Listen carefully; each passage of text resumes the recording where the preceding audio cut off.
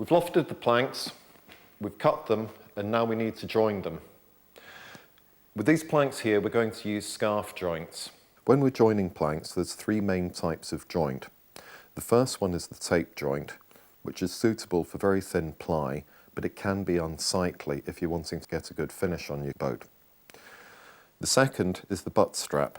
Again, it's very simple, but it can ruin the curve of a plank due to the double thickness of ply and the glue which is holding it together.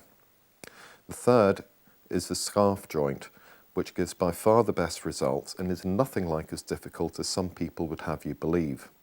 First thing we need to do is to mark the scarfing allowance 40 millimeters, which gives us a ratio of 6.5 to 1 for the length of the scarf against the thickness of the wood.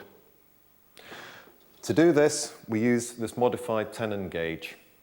Because you're not simply butting the planks together, scarfing the planks will mean that you have to allow for the length of the scarf when marking and cutting out the plank pieces, as we discussed in the lofting chapter.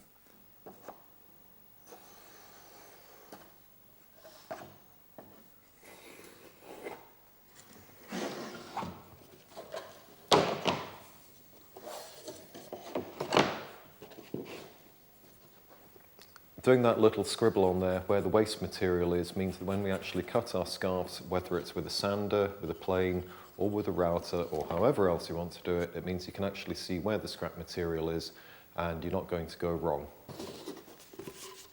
The best way to plane scarves is to do 2 or more at a time by clamping them to a bench top with the edge of the lower plank up to the edge of the bench and the next plank on top of the first, but with its edge butting up to the inner scarf line of the lower plank.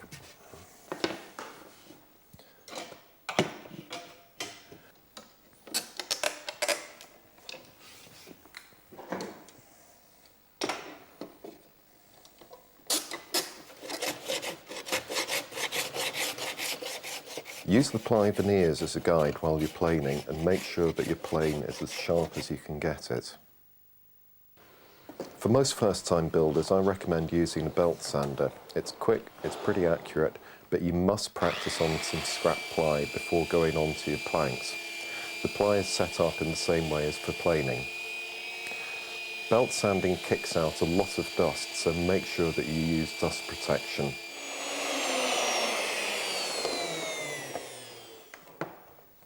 Belt sanding your scarves also gives you a free epoxy filler. Once you've cut the scarves, keep the resulting wood dust from the bag for later use.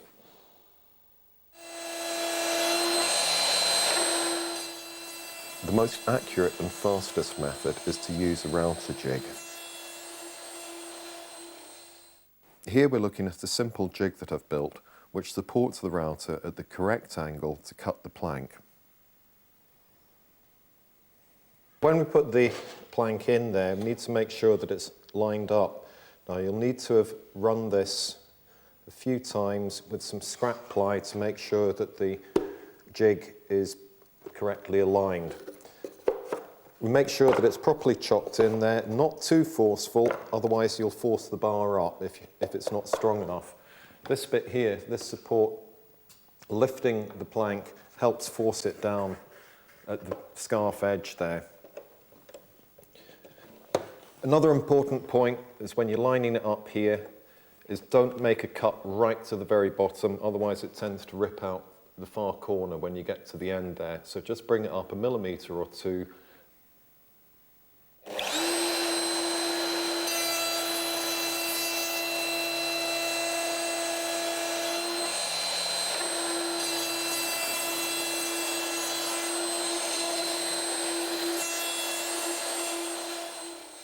And then, after you've cut all of that, you can drop it back down that last millimetre and finish the job off.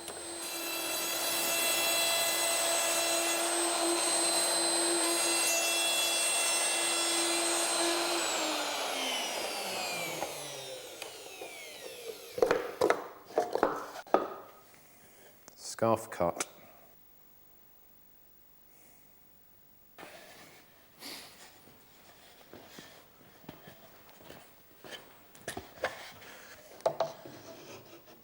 Right, having cut our scarf joints, we now need to align the planks ready for gluing. The first thing that we're going to do is to whack a pin into your baseboard down here.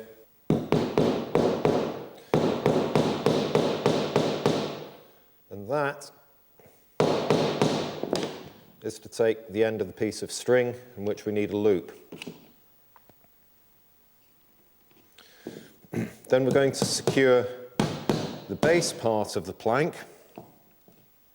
And what we do there is we use the pinholes that have been cut as part of the kit or that you've put in there from cutting out your own planks.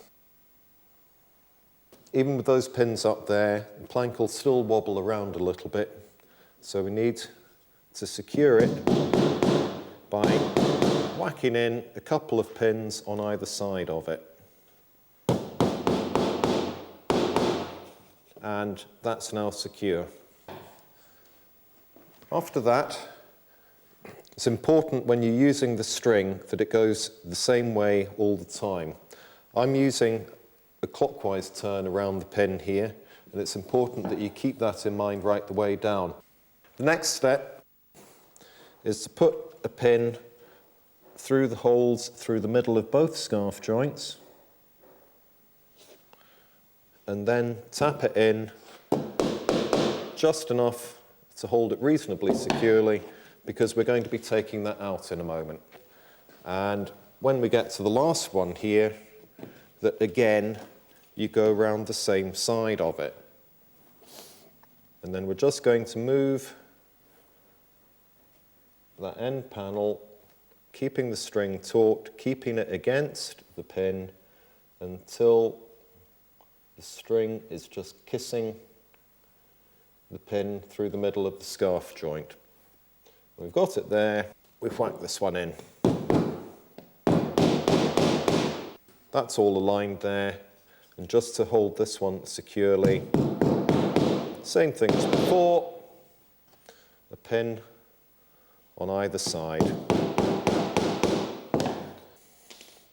And that is our plank perfectly aligned. Let's go back over this process in graphic form. The first step is to secure the plank to the baseboard. We're starting with the bow section with the outside trailing edge of the scarf towards the stern of the boat. Secure the plank with the pins, then pin both the planks through the hole in the middle of the scarf joint. Line up the reference holes, then secure the aft plank and remove the pin in the scarf hole. If we take the heads off the securing pins, we can then easily remove the aft plank for wetting out, and the pair of planks for the other side of the hull can easily be placed over the pins so that they are all lined up and glued together.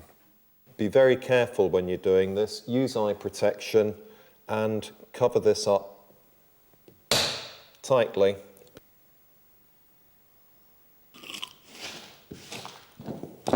Before we start gluing, we need to put some polythene underneath the joint, because epoxy sticks to virtually everything apart from plastic, and that will stop the planks being stuck to the baseboard there or anything else.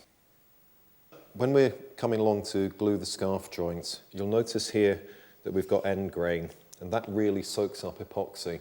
So it's quite important when you're starting off with this that we wet it out before we actually apply the full glue mixture.